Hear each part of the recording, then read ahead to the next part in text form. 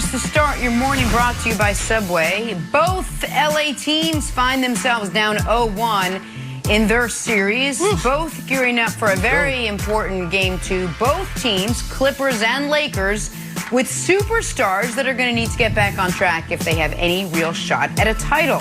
So, Brandon, who needs a game two win more, Lakers or Clippers? Oof. Look, both teams desperately need game two. When you look at the Clippers, you know, they're set up to really, you know, come back and win this game two because of how they're built and what the adjustments they made this year. Now, the Mavericks and Luka, they're playing phenomenal. If you go back to that game, everybody got involved, and Luka has that Mamba mentality. He has that type of mindset where he just elevates in big moments. He has a thing for the flair. We all know that. So he is sensational, but they have what they need in Los Angeles when you talk about the Clippers to come back from an 0-2 deficit. So that's why I got to go with the Lakers. The Lakers, they're not the better team right now. The Suns are the better team. Like, you are who your records say you are. The Suns are the number 2 seed, and it's because of AD, him being, you know, missing and not really stepping up and elevating his game and going back to the guy that we saw in the bubble, and LeBron James' health. So the Lakers absolutely need game two, Nick, because if they fall to the Suns 0-2, it's absolutely over. Well, I don't think it would be over, but I do think they would be in trouble. So I want to be very clear here. If the Lakers lose tonight, for the first time all year, I will be concerned because I expect them to win tonight. I expect LeBron to look far different, and I expect them to win tonight. But if they do lose tonight, the fact that they're the 7 seed and the Suns are the 2 seed actually works to their advantage, only in that they would have not lost a home game. And I know it's an old NBA cliche, but it's true. You don't really get worried in a series until the home team loses a game. So Lakers say, okay, Suns did what they're supposed to do. Now we go to LA facing back-to-back must-win games. The Clippers are not in that spot. The Clippers would be falling down 0-2 at home with all of the baggage of last season still floating around that locker room. And so to me, there is no question about it that the Clippers, not only for this season, but for what the future of the franchise looks like, they have to win this game. If they fall down 0-2 to the Mavs, and they follow up losing 3 straight in the bubble after being up 3-1 to losing back-to-back home games against the team you opted into playing, Brandon, there's no recovering from it. I don't know if it means Kawhi leaves. I certainly know it means a lot of people in the front office are fired, and there are major changes. And they don't have a lot of pivot points because they traded away all the assets to get Kawhi and Paul George. So I think they have to win this game. The Lakers need to win this game. The Clippers have to win this game.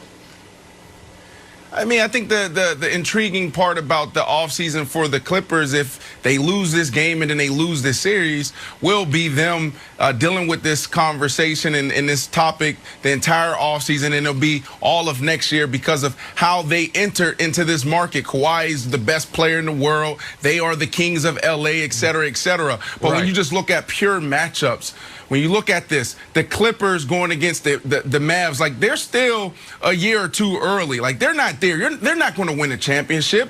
Is there anybody out there that believe that Luka's going to lead this team to a championship this year? So when you think about falling down to 0-2 and that type of hole, the Clippers has what it takes to come back. The Lakers, on the other hand, man, I got to double down on this. Health and AD. Now, I said it yesterday. If we want to put nicknames on people, Lemon Pepper Lou, we want to put out the nickname, you know, Playoff P, then we got to put APB, AD. Like, what's going on with this guy? Yeah. Like, where is he at? Like, that's the biggest thing. LeBron James can come back and he can play sensational. He can drop 40 tonight. And if AD goes 2 for 12 again and 13 points and he's terrible at the line, he has 3 turnovers, then the Lakers don't win. So So here's the thing. So obviously LeBron fell down 0-2 in all the finals except for the first one against the Warriors. Oh, but the 16, 17, 18, he fell down. But take those series out of it. This is a different situation. Other than that, the last time he fell down 0-2 was the 2018 first round against the Celtics, a series that went 7 games, a great series. The Cavs ended up winning. I bring that up for this reason. In that game 2, I think LeBron scored 42 points. Now, it wasn't enough. They lost. But my level of, if they lose tonight, Brandon, they being the Lakers, I will be concerned. Right. If they lose tonight and LeBron doesn't have a monster game, then it's panic time. Because then it means there is something wrong with him because he can't get to that gear. Like, he knows that this game, I know you don't buy into the game 1 feel-out stuff, but on those winning percentages for his career in a playoff series, his worst games are, winning percentage-wise, is game 1. His best game winning percentage-wise is game 2. LeBron knows the Lakers got to have this game even though they're the road team. If he can't activate, then it's because his body won't let him activate, and then the Lakers are in real trouble. Right. The Clippers, it's less about their body and more about their mind right now. And if they lose Jenna, I think that they are 1, 2, 3 combo. He said, we need to see if LeBron's going to dunk the ball. He hasn't dunked the ball in a while. That means he's not 100%. He's not healthy. Yeah. We'll see tomorrow. No, look. His daughter's right there. All right, let's move on.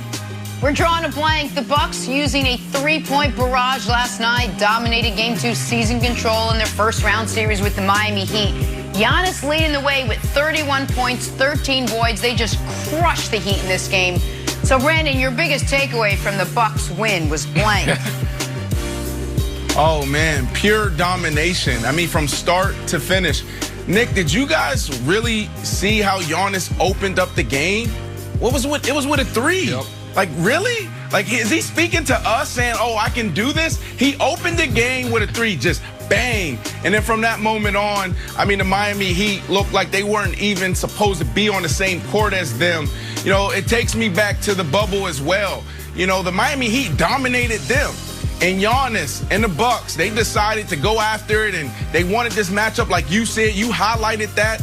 You know, that was a great point by you, Nick, saying, you know, they could have easily laid it down and played against somebody, you know, maybe a little easier in the first round. And they chose this. And look, pure domination from start to finish. Was a beautiful game. That's right. But here's the thing, Nick. I don't want you to reference this in round 2 when they match up against the Nets, okay? Because it's the Miami Heat. Look at the Miami Heat. I know. Please. I'm not going to need to reference it. I'm just going to reference Giannis doing that to the Miami Heat. Or to the Brooklyn Nets, pardon me. All right, here's what I thought about. I thought about the other team.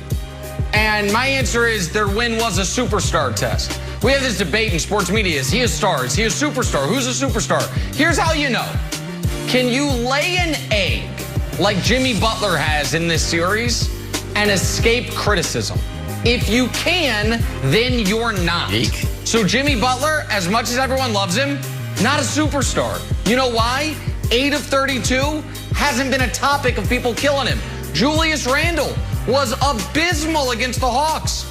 Did anyone kill him for it? No. You know why? Because he's not a superstar. Anthony Davis, horrifying. Game 1 against the Suns, got filleted for it. You know why? Because he is a superstar. So that's all you need to know, Wilds. Can you have a terrible game in a huge spot and escape criticism? If you can, like Jason Tatum did in Game 1 against the Nets, then you're not a superstar. Simple as that.